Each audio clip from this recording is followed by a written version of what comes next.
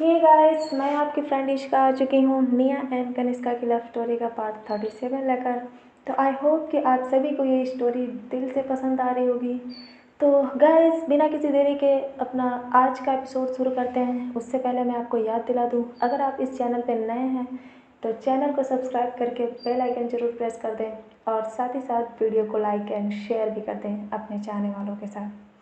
तो चलिए बिना किसी देरी के अब शुरू करते हैं फाइनली अपना आज का एपिसोड। उससे पहले हमेशा की तरह प्रीवियस पार्ट रिव्यू। पिछले भाग में आपने सुना था कि कनिष्का को पता चल जाता है कि निया का हाथ कुणाल की मौत में बिल्कुल नहीं है। इसका मतलब ये था कि निया पूरी तरह से निर्दोष है। नहीं, पूरी तरह से नहीं, लेकिन हाँ, निया की गलती अब उतनी बड़ी नहीं रह गई जितनी बड़ी कनिष्का समझ रही थी। तो जैसे जैसे ही ये सच्चाई सामने आ गई तो कनिष्का का व्यवहार निया के प्रति चेंज हो जाता है और वो खुशी खुशी ऑफिस चली जाती है। पर उसका ऑफिस में भी मन नहीं लगता, तो वो दोपहर में ही ऑफिस से घर के लिए निकल जाती है। और जैसे ही यदुवंशी पैलेस के एंट्रेंस पे पहुंचती है तो वो कुछ ऐसा देखती है जिससे उसकी आंखें फटी की फटी रह जाती हैं। तो ये था हमारा प्रीवियस पार्ट रिव्यू और अब आगे। जैसा कि हमेशा होता था, कनिष्का की गैर मौजूदगी में यदुवंशी पैलेस में बहुत ही ज़्यादा मस्ती होती थी। और चूँकि आज संडे था तो आज तो सारे लिमिट क्रॉस हो चुके थे। किसी को इस बात का थोड़ी सी भी भनक नहीं थी कि कनिष्का बीच में ही उनकी इस मस्ती में दखल अंदाजी करने आ जाएगी। और जैसे ही कनिष्का यदुवंशी पैलेस के एंट्रेंस पे पहुंचती है तो अंदर का नज़ारा देखकर उसकी आंखें फटी की फटी रह जाती हैं। लिविंग एरिया का कोई भी सामान अपनी जगह पर नहीं था, यहाँ तक कि सोफे पर पड़ी सारी पिलो इस समय या तो किसी के हाथों में थी या तो नीचे फर्श पे पड़ी हुई थी। पर आज कनिष्का का मूड बहुत ही अच्छा था, तो शायद वो इस बात को बर्दाश्त कर ले जाती अगर उसने निया को रोहन के साथ नहीं देखा होता। जैसे ही कनिष्का की नज़र निया पर पड़ती है तो वो उसे रोहन के साथ देखकर आग बबूला हो जाती है। और कुछ देर पहले जो उसकी आंखों में एक अलग सी चमक थी, इस टाइम पर वो पूरी तरह से गायब हो चुकी थी। इस बात से अनजान कि कनिष्का उन्हें किस तरह से घूर रही है, वो चारों लोग अपनी मस्ती में मगन थे। कनिष्का अपनी गुस्से भरी नज़रों से धीरे धीरे आगे बढ़ने लगी और देखते ही देखते वो उन लोगों से करीब 10 कदम की दूरी पर आकर खड़ी हो गई। अब भी उन सब की नज़र कनिष्का पे नहीं थी, लेकिन जैसे ही लिविंग एरिया में खड़े एक सर्वेंट ने कनिष्का को देखा तो उसके अंदर एक अजीब सा डर महसूस होने लगा। उसने अपनी घबराई हुई आंखों से उन सभी लोगों को देखा और भागकर उनके पास आया और धीरे से उन्हें ये समझाने की कोशिश करने लगा कि उनके पीछे कनिष्का आ चुकी है। पर वो लोग इतने ज़्यादा खो चुके थे कि उन्हें इस बात का एहसास ही नहीं था कि उनका सर्वेंट उन्हें क्या समझाने की कोशिश कर रहा है। जब वो सर्वेंट ये समझा समझा कर हार गया तो फाइनली उसने थक कर कहा, अब कनिष्का मैडम। जैसे ही उन चारों ने कनिष्का का नाम सुना तो उनकी जैसे सांसें रुक गईं और ज्यों का त्यों सभी लोग अपनी अपनी पोज में ही जम गए। निया और रोहन जो इस समय एक दूसरे के पास में बैठे थे, निया के हाथ हवा में थे और वो अपने फेस को कवर करने की कोशिश कर रही थी। शायद वो वंश के अटैक से बचने की कोशिश कर रही थी। और रोहन जो इस समय एक पिलो लेकर के लगभग सिया के ऊपर अटैक करने ही वाला था, तो वो वैसा का वैसा ही रह गया। सिया जो इस समय अपने हाथों में एक दूसरा पिलो लेकर रोहन की तरफ फेंकने वाली थी, तो उसका भी पिलो उसके हाथों में ही रह गया। और वंश वो तो अपनी टॉय गन लेकर हक्का बक्का होकर कनिष्का को देखे जा रहा था। किसी ने ये सोचा तक नहीं था कि अचानक कनिष्का उनके सामने आ जाएगी। और जैसे ही उन लोगों को ये महसूस हुआ कि ये सच है, कनिष्का उनके सामने सच में खड़ी है, तो उनके चेहरे के रंग पीले पड़ गए। रोहन जो इस समय कनिष्का की एज का था, लगभग 22-23 साल का, वो भी इस समय चुपचाप डर के मारे कनिष्का को देख रहा था, क्योंकि वो भी कनिष्का की रिस्पेक्ट और उससे डरता था। मुश्किल की बात तो ये थी कि न जाने कब से कनिष्का उन्हें देख रही थी और सभी लोग इस बात का अंदाज़ा अपने दिमाग में लगाने लगे। और जैसे जैसे वो इस बात को समझ पा रहे थे वैसे वैसे उनकी डर का लेवल और भी ज़्यादा बढ़ता जा रहा था। कनिष्का की आंखों में गुस्सा देखकर अब सब लोग अपनी मौत का इंतजार कर रहे थे। आज तो पक्का उनकी मौत का फरमान लिखा जा चुका था। धीरे से अब एक सन्नाटे के बाद कनिष्का ने सभी को होश में लाते हुए धीरे से कहा, get in a line quickly. Kanishka की बात सुनते ही सब लोगों ने अपना अपना सामान फेंका और वो झट से आके लाइन में खड़े हो गए। जब रोहन, वंश और सिया को एक लाइन में निया ने देखा तो उसे भी समझ आया कि शायद उसे भी ये ऑर्डर दिया गया है। ऑफ कोर्स उसे भी दिया जाएगा। वो भी आकर एक लाइन में खड़ी हो गई। ऐसा लग रहा था कि जैसे ये कोई आर्मी का ट्रेनिंग कैंप है। पर ऐसा यदुवंशी पैलेस में कोई पहली बार नहीं हो रहा था। पहले भी कनिष्का सेम अंदाज में उन्हें पनिश कर चुकी थी, पर इस बार बस इसमें टीम मेंबर्स बढ़ चुके थे। सभी लोग अपना सर नीचे करके एक लाइन से खड़े हुए घबराहट के मारे एक दूसरे का हाथ पकड़े हुए थे। कुछ देर के सन्नाटे के बाद कनिष्का ने अपनी दूसरी लाइन कही और उसने सीधे अपने दांत पीसते हुए सेम अंदाज में कहा, get down on your knees. Kanishka की ये बात सुनकर सभी लोग हैरानी से उसकी तरफ देखने लगे। यहाँ तक कि निया भी, उसके भी चेहरे पर हैरानी साफ दिख रही थी। क्या उसे भी ये ऑर्डर फॉलो करना है? Of course. कनिष्का बारी बारी से उन चारों को देख रही थी जिनके चेहरे पर इस समय काला एक्सप्रेशन छाया हुआ था। उनकी बेचारी सी शक्ल बस कुछ सेकंड में ही बदल गई। सभी लोग अब सिंपथी भरी नज़रों से कनिष्का को देखने लगे। पर क्या उनकी इस नौटंकी का उस पर कोई असर होता? बिल्कुल नहीं। कनिष्का ने देखा कि सब लोग अभी भी उसी को देख रहे हैं, तो उसने फिर से अपने शब्दों को दोहराते हुए कहा, क्या तुम लोगों ने नहीं सुना मैंने क्या कहा? अभी के अभी अपने घुटनों पर बैठ जाओ। ये सुनते ही अब किसी के अंदर हिम्मत नहीं थी कि वो कनिष्का से किसी भी प्रकार की कोई रिक्वेस्ट करें, और सभी लोग चुपचाप अपने घुटनों पर बैठ गए।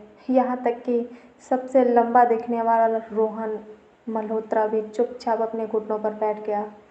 कनिष्का बिना किसी एक्सप्रेशंस के उन सभी को देख रही थी जो इस समय अपना सर झुकाए घुटनों पर बिना मन के बैठे हुए थे और मन ही मन इस बात के लिए प्रार्थना कर रहे थे कि गॉड प्लीज़ किसी को उनकी हेल्प करने के लिए भेज दो। पर शायद आज उनकी किस्मत इतनी अच्छी नहीं थी। कनिष्का ने फाइनली रिएक्ट किया और फिर से अपने गार्ड की तरफ मुड़ते हुए बोली। कनिष्का ने चेतावनी देते हुए गार्ड की तरफ देखकर कहा, 1 घंटे से पहले अगर इसमें से कोई भी इंसान उठने की कोशिश करे तो तुम अपने हिसाब से इन्हें हैंडल कर सकते हो। मेरी तरफ से तुम्हें छूट है। जैसे ही उन लोगों ने कनिष्का के मुंह से 1 घंटा सुना तो मानो उनका खून सूख गया हो और वो अपनी लाचार नज़रों से कनिष्का की तरफ देखने लगे।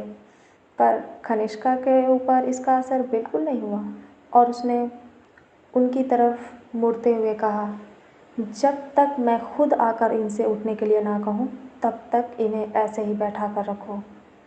और हाँ, किसी की भी सिफारिश मत चलने देना। कनिष्का ने ये कहकर अपने दांत पीसे और वहाँ से फिर ऊपर चली गई।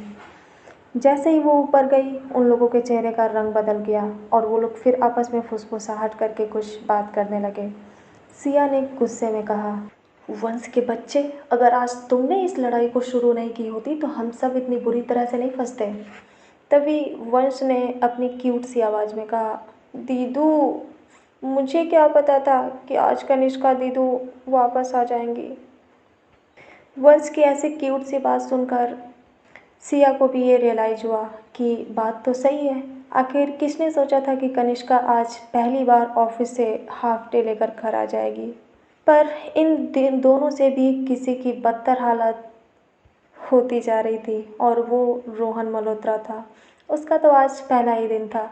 उसका बैग अभी भी लिविंग एरिया के बीचों बीच पड़ा था। आने से पहले उसने कभी नहीं सोचा था कि यदुवंशी पैलेस में उसका स्वागत ऐसे होगा। उसने लगभग गिड़गिड़ाते हुए कहा, अरे तुम दोनों चुप हो जाओ। क्या तुम लोग मेरे बारे में नहीं सोच सकती?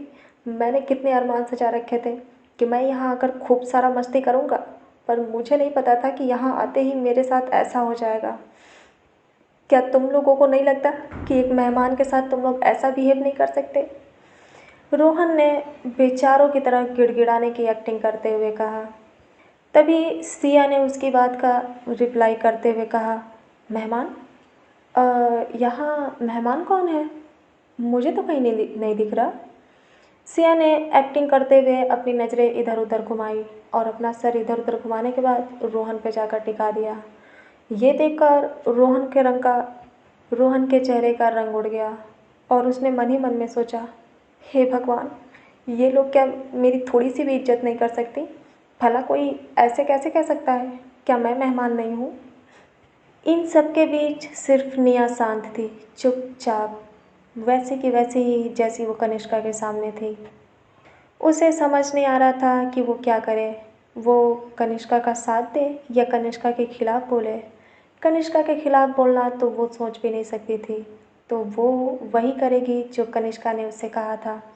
आखिर पनिशमेंट ही सही, पर कुछ तो ऐसा था जो कनिष्का की तरफ से उसे मिला था, इसीलिए वो उसमें भी खुश हो रही थी और उसे ये पता ही नहीं चला कि उसके चेहरे पर कब एक प्यारी सी मुस्कान छा गई। ये देखकर सिया कंफ्यूज लगने लगी और तीनों लोग हैरानी से निया का चेहरा देखने लगे।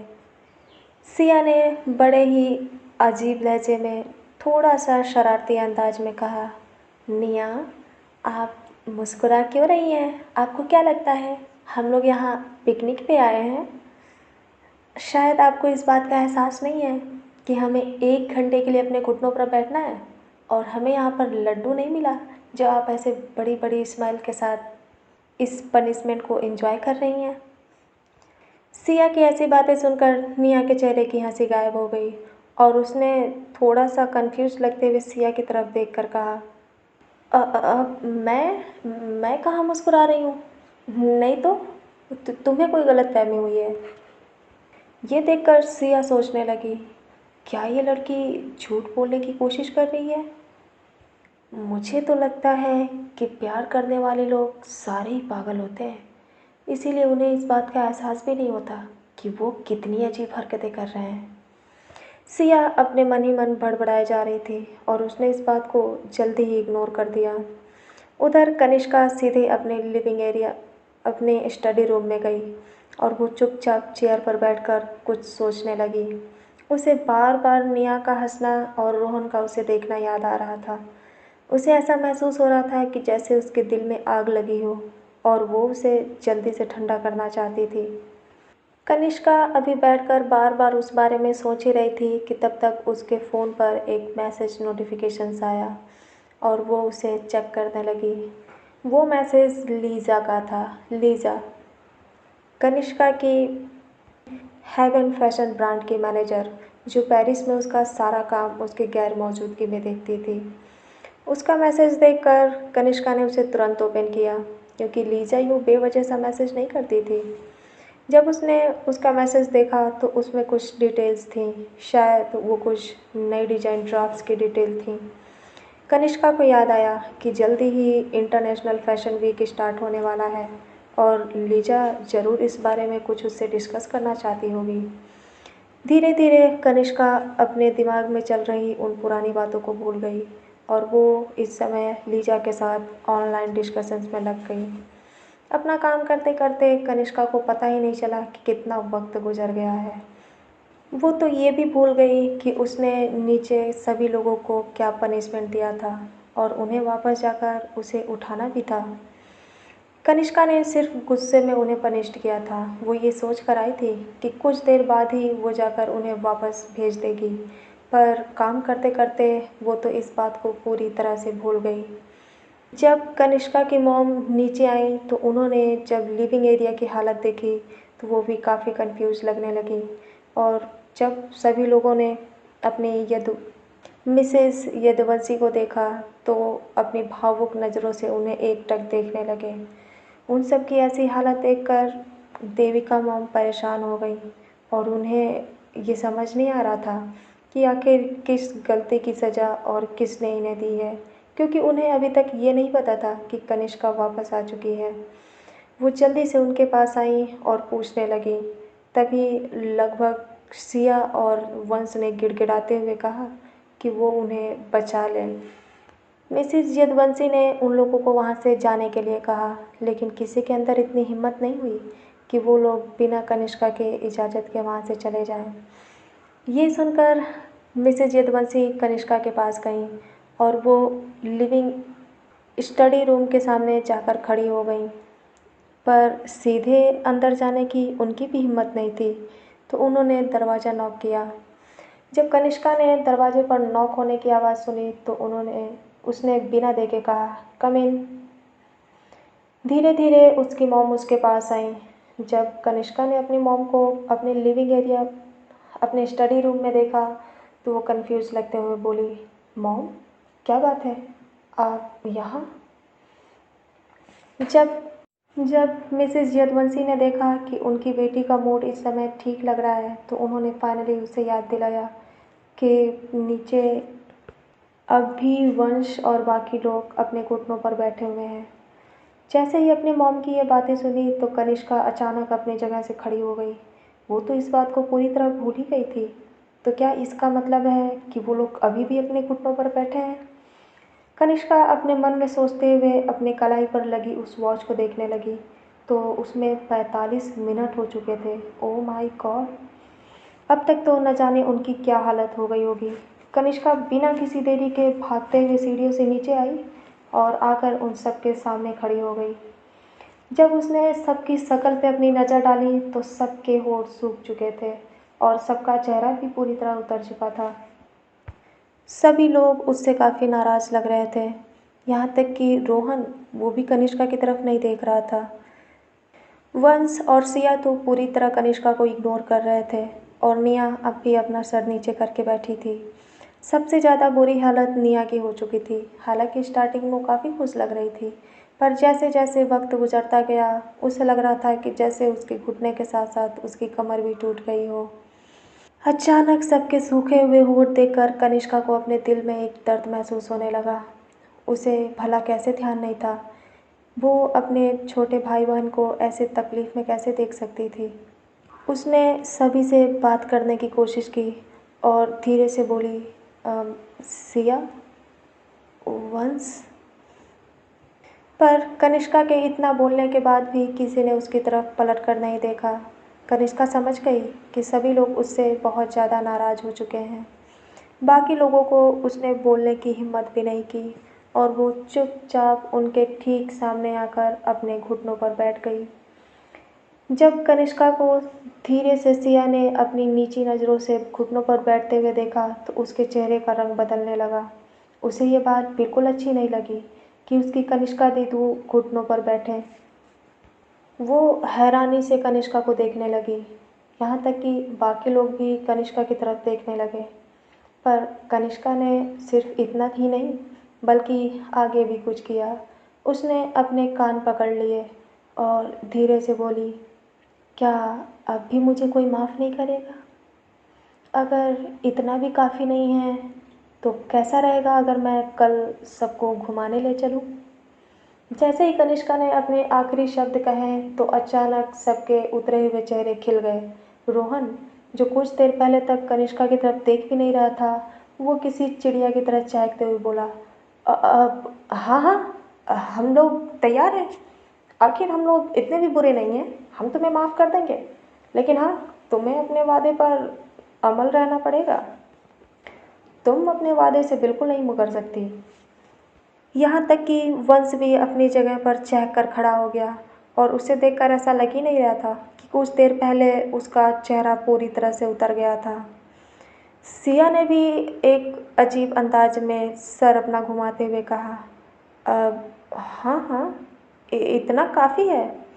आखिर हम लोग इतने भी बुरे नहीं हैं। चलिए, आपको माफ़ किया, आप भी क्या याद रखेंगी? उन सब का ऐसा रिएक्शन पाकर कनिष्का मुस्कुराने लगी। उसने बिल्कुल सही निशाने पर तीर मारा था। आखिर घूमने के नाम पर सिया और वंश कैसे पीछे हट सकते थे? यहाँ तक कि रोहन भी उनमें से एक था। घूमने के नाम पर तो निया भी खुशी से उछलने लगी, पर वो अपनी खुशी जाहिर नहीं करना चाहती थी।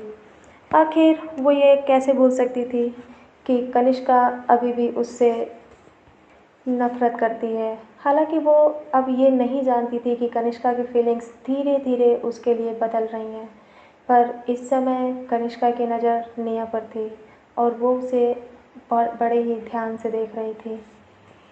तीनों लोग अपनी जगह से खड़े हो गए और खड़े होने के बाद वो अंगड़ाई लेते हुए अपनी कमर सीधी करने लगे।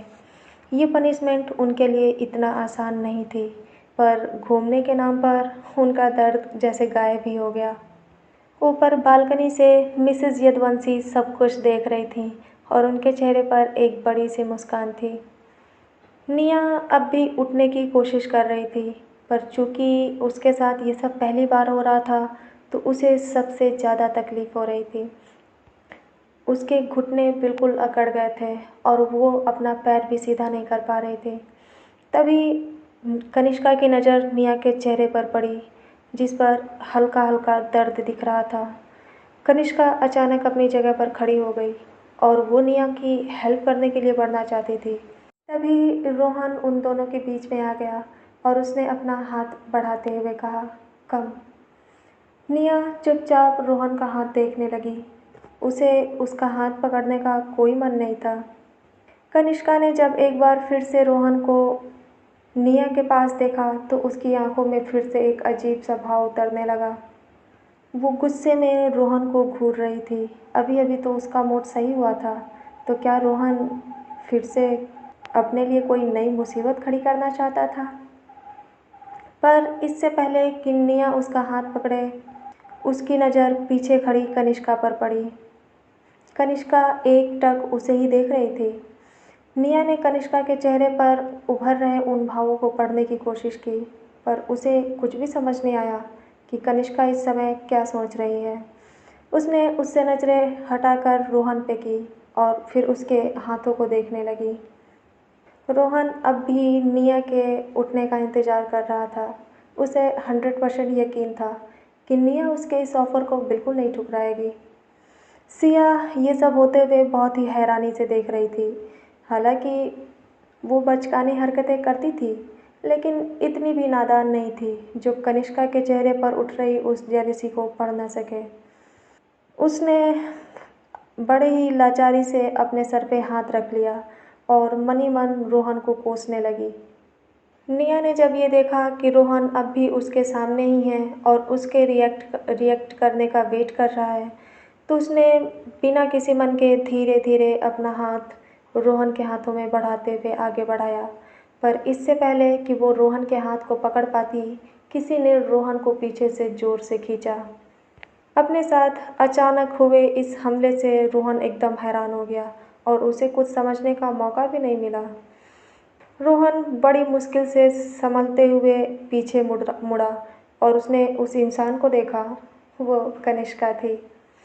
कनिष्का को ऐसा करता देख उसे समझ नहीं आया कि आखिर अब उसने कौन सा गलत काम कर दिया। कनिष्का धीरे से उसे इग्नोर करते हुए आगे बढ़ी और वो निया के सामने जाकर खड़ी हो गई। निया अभी भी अपनी कन्फ्यूजन भरी नज़रों से कनिष्का को देख रही थी। उसका हाथ अब भी हवा में ही था, पर इससे पहले कि वो कुछ समझ पाती, कनिष्का ने उसका हाथ पकड़ा और ज़ोर से अपनी तरफ खींचा। इतनी तेज़ी से उसने अपनी तरफ खींचा कि निया सीधे जाकर उसकी बाहों में जा गिरी। बालकनी में खड़ी मिसेस यदुवंशी ने जब ये देखा तो वो अपना सर नीचे करके मुस्कुराने लगी और वहाँ से चुपचाप अपने कमरे में चली गई। वंश अपने कमरे में जा चुका था, मगर सिया ये सब कुछ अपनी आंखों से देख रही थी और ना ही सिर्फ देख रही थी, बल्कि वो तो पूरी तरह से एंजॉय कर रही थी। उसे पता था कि रोहन जो कर रहा है, इससे ज़रूर कोई नई मुसीबत आने वाली है, पर सिया इस बात से खुश थी कि ये मुसीबत सिर्फ रोहन के ऊपर ही आई। निया अभी भी हैरानी भरी नज़रों से कुछ समझने की कोशिश कर रही थी। उसे ना अपने कानों पर यकीन हो रहा था और ना ही अपनी आँखों पर। वो क्या देख सुन रही थी? क्या एक के बाद एक उसके साथ सच में कोई मैजिक हो रहा था? आज तो सच में बहुत ही अच्छा दिन था। पर ये सिलसिला यहीं रुकने वाला था? नहीं, अभी तो निया को आगे और भी हैरान होना था और साथ में रोहन को भी। कनिष्का ने किसी के भी एक्सप्रेशंस को बिल्कुल नोटिस नहीं किया और उसने निया को सीधा अपनी गोद में उठा लिया। ये देखकर तो मानो निया की धड़कन रुक सी गई हो। उसे तो अपनी आंखों पर अभी यकीन नहीं हो रहा था। क्या ये सब सच था? हाँ, ये सब सच ही था, पर ना जाने क्यों निया को सपने जैसा लग रहा था। कनिष्का उसे लेकर सीधा ऊपर आने लगी अपने रूम की तरफ। रोहन अब भी अपनी फटी फटी आंखों से ये सब देख रहा था। उसे तो कुछ समझ नहीं आ रहा था कि आखिर ये हो क्या रहा है। उसने अपनी कन्फ्यूजन भरी नज़रों से सिया को देखा, पर सिया इस समय बहुत ही ज़्यादा रिलैक्स और खुश लग रही थी। वो उससे कुछ पूछना चाहता था, लेकिन पता नहीं क्यों उसके गले से एक भी शब्द निकला ही नहीं। उधर कनिष्का निया को लेकर रूम में पहुंच गई और उसने उसे ले जाकर बेड पर बैठा दिया। निया अब भी कहीं अलग ही खोई हुई थी। शायद वो अब भी इस चीज़ पर यकीन करने की कोशिश कर रही थी। जब कनिष्का ने उसे बेड पर बैठा दिया और वो वहाँ से मुड़कर दूसरी तरफ चली गई, तब फाइनली निया ने अपने दिल पर हाथ रख लिया और उसे इस बात पर यकीन हुआ कि जो भी हो रहा था वो सच में हो रहा था। वो कोई सपना नहीं देख रही। जैसे ही उसे इस बात का एहसास हुआ तो उसका चेहरा ब्लश करने लगा और उसके होंठ मुस्कुराने लगे। उसके दिल में एक अजीब सी खुशी हो रही थी। कुछ देर पहले का जो दर्द उसे घुटने में महसूस हो रहा था वो पूरी तरह से गायब हो गया। उसके होंठ जो सूख चुके थे अब उस पे एक लाली छा गई। उसके अंदर उठ रही खुशी की लहर उसके आंखों में चमक बन के दिख रही थी। वो अपनी प्यार भरी नज़रों से कनिष्का की तरफ देख रही थी, जो इस समय शायद कुछ ढूंढने की कोशिश कर रही थी। उसके दिल में एक अजीब सा एहसास उठने लगा और वो इस एहसास से बाहर नहीं आना चाहती थी, पर ये काफ़ी नहीं था। अभी आगे कुछ और होना बाकी था। कनिष्का धीरे से उसके पास दोबारा आकर खड़ी हो गई। निया ने जब उसे देखा तो फिर से सोचने लगी कि कनिष्का अब क्या करना चाहती है, क्या कुछ और भी बाकी है। तभी उसकी नज़र कनिष्का के हाथों में पड़ी, जिसने एक ट्यूब ले रखा था। निया समझ गई कि कनिष्का क्या करने वाली है। अचानक उसके दिल में एक अजीब सी बेताबी होने लगी और आगे क्या होने वाला है ये सोचकर उसकी सांसें तेज हो गईं। पर कनिष्का ऐसी नहीं थी जो लोगों के सोच के हिसाब से चले। उसने वो ट्यूब निया की तरफ बढ़ाते हुए कहा, ये ट्यूब घुटनों पर लगा लो, दर्द में आराम मिलेगा। कनिष्का की ये बातें सुनकर अचानक निया का चेहरा उतर गया। उसने तो कुछ और ही सोचा था। उसने गुस्से में कनिष्का की तरफ बिना देखे कहा, अब मुझे इसकी ज़रूरत नहीं, तुम इसे लेकर जा सकती हो। कनिष्का को ये समझ नहीं आया। उसने तो अपने हिसाब से बिल्कुल अच्छा काम किया था। उसके चेहरे का एक्सप्रेशंस एक बार फिर से गंभीर हो गया और उसने अब लगभग ऑर्डर देते हुए पूछा, तुम इसे लगाओगी या नहीं? कनिष्का की ये बात सुनकर निया ने भी नाराज़ लगते हुए कहा, नहीं, मैंने कहा ना, मैं इसे नहीं लगाऊंगी। अब कनिष्का को गुस्सा आ गया और वो खुद उस ट्यूब को उठाकर उसके सामने बैठ गई। निया ने उसे ऐसा करते हुए अपनी तिरछी नज़रों से देखा और फिर अपना सर गुस्से में घुमा लिया। कनिष्का समझ गई कि निया मजाक समझ रही है, तो चलो उसे बताते हैं कि वो जो कर रही है वो बिल्कुल मजाक नहीं है। कनिष्का ने उस ट्यूब को खुद से लगाने के लिए निया के धीरे धीरे ड्रेस को उठाना शुरू किया। अचानक जब निया को ये महसूस हुआ तो उसकी आंखें बड़ी हो गईं और उसने हैरानी से कनिष्का की तरफ देखा। पर कनिष्का को इस समय किसी चीज़ का एहसास नहीं था।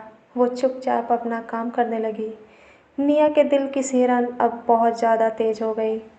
उसने झट से अपने पाँव ऊपर कर लिए और लगभग कनिष्का के हाथों को दूर करते हुए बोली, अब ये क्या कर रही हो तुम? निया की बातें सुनकर कनिष्का ने अपने हमेशा की तरह खड़ूस अंदाज में कहा, तुम्हें दिख नहीं रहा? मैं मेडिसिन लगा रही हूँ। अगर तुम अपने हाथों से नहीं लगाओगी तो मैं ये काम ज़बरदस्ती भी कर सकती हूँ। हालांकि कुछ देर पहले निया यही चाहती थी कि कनिष्का खुद आकर मेडिसिन लगाए, लेकिन जब कनिष्का ने ये किया तो अचानक निया को अजीब सी फीलिंग्स आने लगी। वो कनिष्का को अपने पास इतना देखकर घबराने लगी। उसे समझ नहीं आ रहा था कि वो अपने पैरों को कनिष्का के सामने कैसे करे। उसे शर्म आ रही थी, उसका चेहरा शर्म से लाल हो गया। वो समझ नहीं पा रही थी कि कनिष्का को कैसे समझाए कि उसके छूने से उसकी क्या हालत होती है। हालांकि निया कनिष्का के करीब जा चुकी थी, लेकिन कभी कनिष्का खुद से निया के पास नहीं आई थी। और यही वजह थी कि जब कनिष्का उसके पास आई तो उसके दिल की धड़कन बढ़ना लाजमी था। निया ने शर्माते हुए अपने पैरों को अपने बाहों में समेट लिया और वो चुपचाप कनिष्का को देखने लगी। कनिष्का निया की ये हरकत समझ नहीं पा रही थी और वो उसे अपनी सवालिया नज़रों से देख रही थी। निया समझ गई कि कनिष्का उसकी इस हरकत का जवाब चाहती है, तो उसने लगभग हड़बड़ाते हुए कहा, अब वो मैंने मैं चेंज करके आती हूँ। ये ड्रेस इस ड्रेस में मुझे काफ़ी अनकंफर्टेबल हो रहा है। ऐसी अजीब सी बहानेबाजी सुनकर कनिष्का पहले से और भी ज़्यादा कंफ्यूज हो गई और वो चुपचाप निया को देखने लगी। निया निया ने हमेशा की तरह शॉर्ट ड्रेस नहीं पहनी थी और इसीलिए जो ड्रेस इस समय उसने पहन रखा था उसमें मेडिसिन लगाना मुश्किल था। तो एक तरफ से उसका ये बहाना थोड़ा लॉजिकल भी था। कनिष्का ने हामी में अपना सर हिला दिया पर वो वहाँ से बाहर बिल्कुल नहीं गई। इसकी बजाय वो ट्यूब लेकर सोफे पर बैठकर वेट करने लगी। अब निया की कन्फ्यूजन पहले से भी ज़्यादा बढ़ गई। क्या कनिष्का को बाहर नहीं जाना चाहिए? निया एकटक कनिष्का की इन हरकतों को समझने की कोशिश कर रही थी, पर कनिष्का को देखकर ऐसा लग रहा था कि जैसे कुछ अजीब हुआ ही ना हो। वो चुपचाप टेबल पर अपनी मेडिसिन रखकर वहाँ से मैगज़ीन उठाकर पढ़ने लगी और पूरी तरह उसमें खो गई। निया अब भी उसे एकटक देखे ही जा रही थी। वो तो जैसे ये भी भूल गई कि आगे उसे क्या करना है। अचानक कनिष्का को कुछ महसूस हुआ और उसने अपनी नज़रें ऊपर उठाकर निया को देखा। जैसे ही कनिष्का ने निया को देखा तो निया हड़बड़ा गई और उसे ये याद आया कि कनिष्का उससे क्या कहना चाहती है। निया धीरे धीरे बेड से उतरने की कोशिश करने लगी, पर जैसे ही उसने अपना पैर ज़मीन पर रखा तो अचानक उसके घुटने में दर्द हुआ और उसके मुंह से एक आह निकल गई। निया ने धीरे से कहा, आउच। कनिष्का ने जब वो सुना तो वो सीधी बैठ गई। वो समझ गई कि निया को इस समय चलने में काफ़ी परेशानी हो रही है। उसने धीरे से मैगज़ीन रखा और उसके पास आ गई। उसे कंधों से पकड़ा और बेड पे वापस से बैठा दिया। वो धीरे से मुड़ी और कपड़ों की अलमारी के सामने जाकर उसे खोलकर कुछ ढूंढने लगी। उसने धीरे से निया से पूछा, तुम्हें क्या पहनना है? निया की हैरानी तो ख़त्म होने का नाम ही नहीं ले रही थी। एक के बाद एक उसे बिन मांगे गिफ्ट्स मिल रहे थे।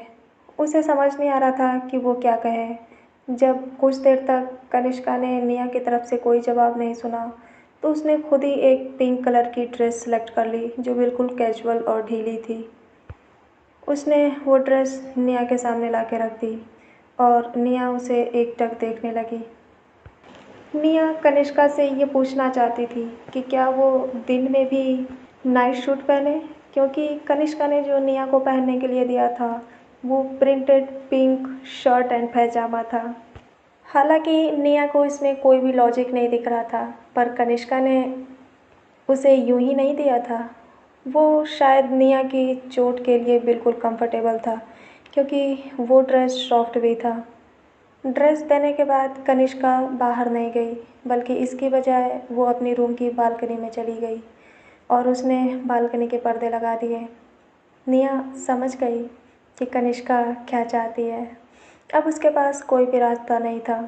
वो बाथरूम में भी नहीं जा सकती थी, क्योंकि इस समय उसके घुटनों में बहुत दर्द था। हालांकि वो चली भी जाती अगर कोशिश करती तो, पर क्या कनिष्का उसे जाने देती? नहीं।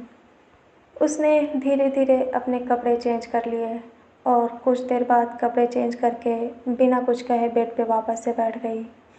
जब कनिष्का को ये लगा कि अब तक निया ने कपड़े चेंज कर लिए होंगे, तो वो धीरे से अंदर आई और फिर से उसके पास बैठ गई। निया की अब धड़कन धीरे धीरे बढ़ने लगी थी। उसे पता था कि अब उसके पास कोई रास्ता नहीं है। कनिष्का अपने हाथों में ट्यूब लेकर उसके पास आई थी और उसने धीरे से उसके ड्रेस को हटाया। निया ने अपनी मुट्ठी बंद कर ली। वो इस चीज़ को रोकना भी चाहती थी और नहीं भी। उसे अच्छा भी लग रहा था और अजीब भी। उसे खुशी भी थी तो वो नर्वस भी हो रही थी। सारे मिक्स एक्सप्रेशंस उसके चेहरे पर दिख रहे थे, पर कनिष्का इन सभी चीज़ों से बिल्कुल अनजान थी। उसका पूरा फोकस उसकी चोट पर था। जब उसने उसके कपड़ों को घुटनों तक चढ़ाया तो वो हैरान लगने लगी, क्योंकि निया के घुटनों पर डार्क रेड स्कार पड़ चुके थे। वो समझ गई कि आज उसने जो किया उसकी वजह से निया को बहुत ज़्यादा तकलीफ़ हुई। अचानक कनिष्का के चेहरे पर जो अभी कुछ देर पहले खड़ूस एक्सप्रेशंस था वो गायब हो गया और उसकी जगह पर एक नरम और चिंता भरा एहसास उसके चेहरे पर दिखने लगा। निया बड़े ही ध्यान से कनिष्का को देख रही थी और जैसे जैसे वो उसे अपने पास आते देख रही थी, वैसे वैसे उसमें खोती ही जा रही थी। उसे तो अब इस बात का भी ध्यान नहीं था कि कनिष्का ने उसके जख्म पे मेडिसिन लगाना शुरू कर दिया। कनिष्का बड़ी ही सावधानी से अपना काम कर रही थी। उसे याद था कि पिछली बार जब उसने निया के हाथों में मेडिसिन लगाई थी तो निया को काफ़ी दर्द हो रहा था, इसीलिए वो इस बार कोई गलती नहीं कर रही थी। एक के बाद उसने उसके दूसरे घुटने पर हाथ बढ़ाया और धीरे से मेडिसिन लगाने लगी। धीरे धीरे निया अपने होश में आई और उसकी नज़र अपने घुटने पर पड़ी। जब उसने पूरी तरह होश में लगते हुए कनिष्का के हाथों को अपने ऊपर महसूस किया तो उसके दिल में एक बार फिर से अजीब सी सिहरन उठने लगी। उसकी सांसें तेज होने लगी और उसके मन में छुपी बेचैनी एक बार फिर से बढ़ने लगी। जैसे जैसे निया की सांसें तेज हो रही थी वैसे वैसे ही वो अपने पैरों को पीछे खींचने लगी। उसे इस बात का एहसास भी नहीं था कि वो क्या कर रही है। कनिष्का ने जब कुछ असहज नोटिस किया तो उसकी नज़र निया के चेहरे पर पड़ी और जैसे ही उसकी आंखें निया की आंखों से लड़ी, उसे एहसास हुआ कि निया बड़े ही अजीब तरीके से उसे देख रही थी। कनिष्का ये देखकर थोड़ा कंफ्यूज हो गई, लेकिन अचानक उसे भी कुछ अजीब सा अपने अंदर महसूस होने लगा। जब कनिष्का भी निया की आंखों में देखने लगी तो अब निया और भी ज़्यादा बेकाबू होने लगी और उसने अपने हाथों से बेडशीट को कस के पकड़ लिया।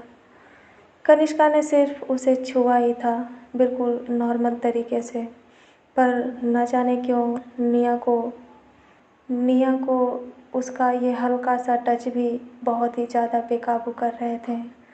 उसकी सांसें धीरे धीरे इतनी तेज़ होने लगी कि कनिष्का भी उसे महसूस कर सकती थी। अब निया की आंखों में एक अजीब सा एक्सप्रेशंस उतरने लगा, इतना अजीब कि अब वो धीरे धीरे अपने कंट्रोल से बाहर हो गई और उसने आगे जो किया कनिष्का ने सोचा भी नहीं होगा। उसने बड़ी ही एग्रेसिव लगते हुए कनिष्का की शर्ट को पकड़ लिया और ज़ोर से अपनी तरफ खींचकर उसे किस करने लगी। निया ने ये सब इतनी तेज़ी से किया कि कनिष्का को बिल्कुल भी रिएक्ट करने का टाइम नहीं मिला और उसकी भी आंखों में हैरानी साफ साफ दिख रही थी।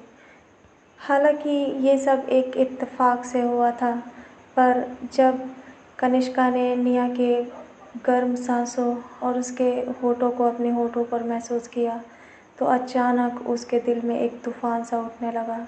वो अपनी फीलिंग्स को कंट्रोल नहीं कर पा रही थी। उसे ऐसा लग रहा था कि जैसे निया की बेचैनियाँ अब उसके दिल में भी उठने लगी हों। कुछ देर पहले जो कनिष्का की आंखों में हैरानी थी, अब वो धीरे धीरे गायब होने लगी और उसी के साथ साथ कनिष्का की भी आंखें बंद हो गईं। हालांकि निया ने कनिष्का को पहले भी किस किया था, पर उस समय कनिष्का के दिल में कोई भी फीलिंग्स नहीं थी।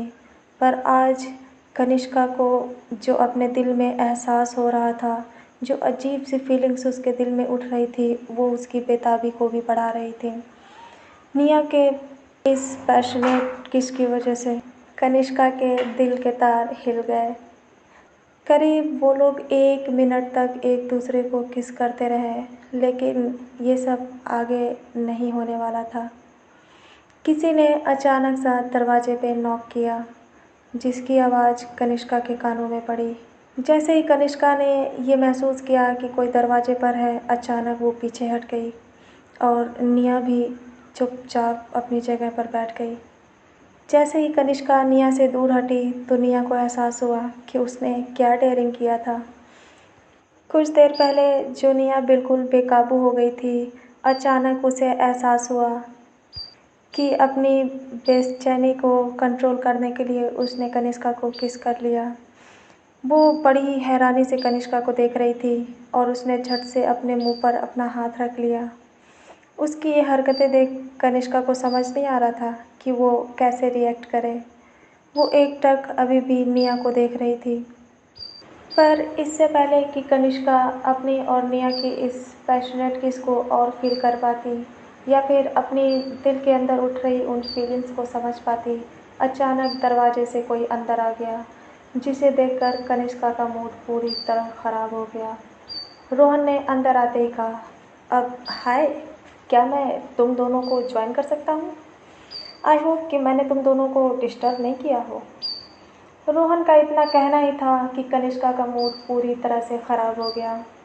अभी अभी जो एक प्यारा सा एहसास उसके दिल में उठ रहा था और जिसे वो समझने की कोशिश कर रही थी, अब वो पूरी तरह से गुस्से में बदल गया। निया अब किसी भी तरह से रोहन के इस एटीट्यूड को बर्दाश्त नहीं कर पा रही थी। उसका दिल तो कर रहा था कि वो एक तकिया रोहन के मुंह पे दे मारे। क्या वो कुछ देर बाद नहीं आ सकता था? आखिर उसकी टाइमिंग हर बार इतनी ख़राब कैसे हो सकती है? कनिष्का ने अपना सर घुमाते हुए अपनी आंखों को आधा खुला और आधा बंद करते हुए गहरी सांसें ली और उसने रोहन की तरफ मुड़ते हुए कहा, रोहन, मुझे लगता है कि तुम मुझे कुछ ज़्यादा ही मिस कर रहे हो। चलो नीचे चलते हैं। वैसे भी तुम काफ़ी दिनों बाद हमसे मिलने आए हो, तो मेरा भी फ़र्ज़ बनता है कि मैं अपना कुछ समय तुम्हारे साथ बिताऊं। कनिष्का की बातें सुनकर रोहन के चेहरे के रंग उड़ गए, यहाँ तक कि उसकी सिट्टी पिट्टी ही गुम हो गई। वो ये सोचकर आया था कि थोड़ा वक्त निया के साथ बिताएगा, पर उसने कभी नहीं सोचा था कि उसकी लेडी डॉन उसके आने का ये मतलब निकालेगी। कनिष्का उसके आने का मतलब अच्छे से समझ रही थी, पर वो रोहन को निया के साथ एक सेकंड भी नहीं देखना चाहती थी। इसीलिए वो ज़बरदस्ती उसका हाथ पकड़कर रूम से बाहर लेकर जाने लगी। बाहर निकलते वक्त रोहन बेचारों सा मुँह बनाकर निया की तरफ देख रहा था, पर निया को ये देखकर बहुत मज़ा आ रहा था। मन ही मन निया कनिष्का के इस काम की तारीफ़ कर रही थी, पर रोहन के यहाँ आ जाने से जो डिस्टरबेंस उन दोनों के बीच हुई थी, उससे निया को रोहन पर बहुत ही ज़्यादा गुस्सा आ रहा था। तो गाइस, आगे क्या होगा, कैसे कैसे क्यूट क्यूट रोमांटिक मोमेंट आएंगे, ये तो हम जानेंगे अपने अगले एपिसोड में। तब तक आप इस कहानी को एंजॉय करिए। इसी के साथ मैं आपके फ्रेंड लेती हूँ विदा। मिलते हैं नेक्स्ट एपिसोड में।